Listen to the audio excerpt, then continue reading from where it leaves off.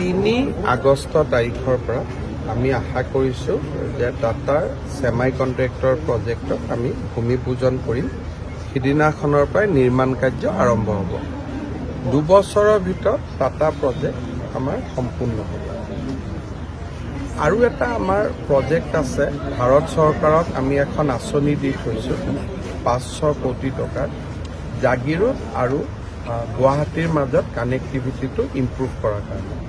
এতিয়া ইয়াত যিটো ৰিং ৰোড হ'ব, ৰিং ৰোডে এটা পৰ্যায়লৈকে আমাক কানেক্টিভিটি দিব, কিন্তু বাকী কানেক্টিভিটিখিনি আৰু সুন্দৰ কৰাৰ বাবে আৰু আন সুবিধা, ভাল ষ্টেডিয়াম, স্কুল, কলেজ এইবিলাকৰ কাৰণে আমি এখন 500 কোটি টকাৰ আঁচনি দি থৈ দিছোঁ। সেই আঁচনিখনৰ অনুমোদন হ'ল জাগিৰোডত টাটা প্ৰজেক্টটো কেন্দ্ৰ কৰি বহুতখিনি সামাজিক ইনফ্ৰাষ্ট্ৰাকচাৰ ডেভেলপ হ'ব।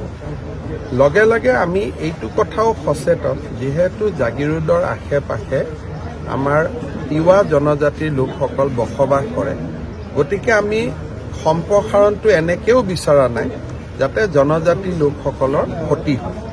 কেতিয়াবা কি হয়, বহুত ভূঞে বাৱে কাম হ'লে মানুহৰ মাটিও হেৰাই যায়।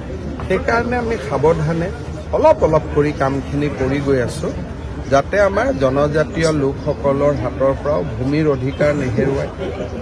আৰু ডেভেলপমেণ্টখিনি অকল সামাজিক ক্ষেত্ৰত হয়, যেনেকৈ কলেজৰ হওক, আমাৰ ষ্টেডিয়াম এখন হওক, য'ত কোনো মানুহৰ আপত্তি নাই, তেনেকুৱা ডেভেলপমেণ্ট কৰাৰ কাৰণে আমি চেষ্টা কৰি আছোঁ।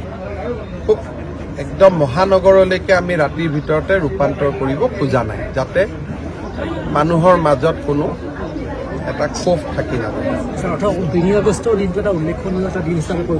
প্ৰধানমন্ত্ৰী ডাঙৰীয়াই আধাৰশিলা স্থাপন কৰিছিল, এতিয়া ভূমি পূজন হ'ব, কামো আৰম্ভ হ'ব, আৰু 30,000 কোটি টকাৰ এটা ইনভেষ্টমেণ্ট। আৰু ইয়াৰ আশে পাশে কেইবাটাও ফৰেইন কোম্পানী আহিব, যোনে এই ছেমাই কণ্ডাক্টৰবিলাক লৈ গৈ তেওঁলোকৰ কামত ব্যৱহাৰ কৰিব। তেওঁলোকৰ বিভিন্ন অফিচো জাগিৰোডত প্ৰতিষ্ঠা হ'ব। এটাটো টাটা হ'ল, প্লাণ্ট হ'ল, প্লাণ্টৰ লগত চাৰিওফালে বিভিন্ন কাৰ্যালয় আহিব, আৰু বিভিন্ন প্লাণ্টত যিবিলাকে মেটেৰিয়েল দিব তেওঁলোকৰো অফিচ কাছাৰী আহিব। গতিকে টাটাক বাদ দিওঁ আৰু বহুতকেইটা প্ৰতিষ্ঠান আমাৰ জাগিৰোডৰ পেপাৰ মিল ক্ষেত্ৰত বহাৰ সম্ভাৱনা আছে।